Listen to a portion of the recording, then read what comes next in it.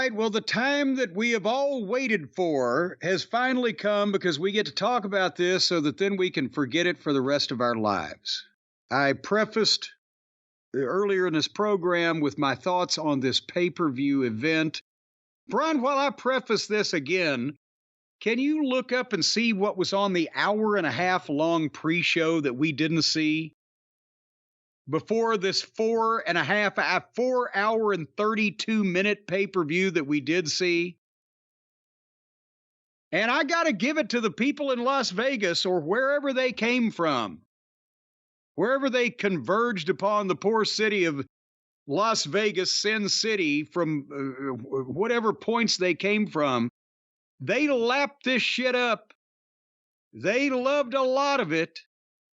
Then they sat slack-jawed and watched some other parts of it, but they stayed to the end just for endurance alone. You got to give the crowd something, because how do you sit through 6 straight hours of car wrecks and chaos and mayhem involving people in a lot of cases you obviously don't give a shit about because you don't peep when they come out, but when they nearly die, you react.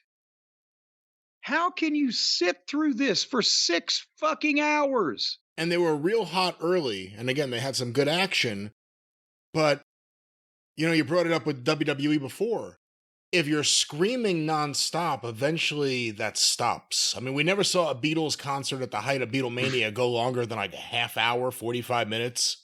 And then they didn't need to. They didn't need to. And they were gone, and no one heard them anyway.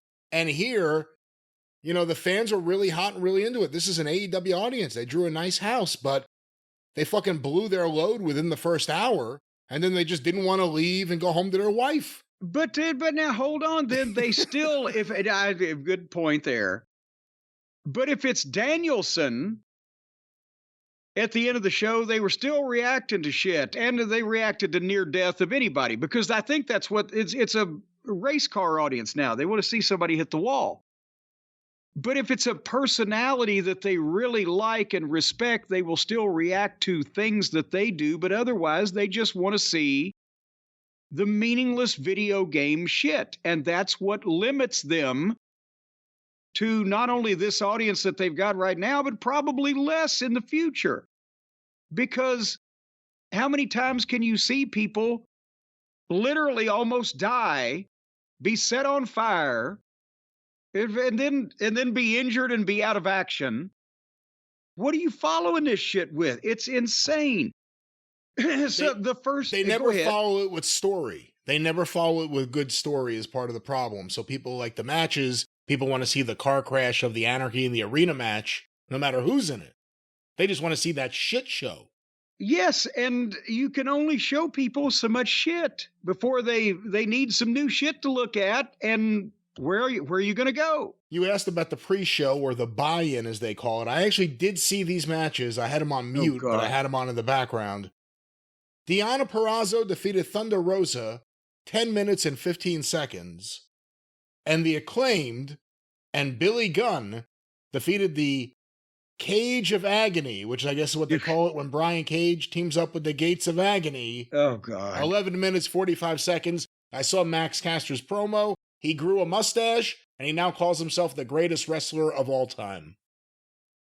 Okay, good babyface moves there, both of them.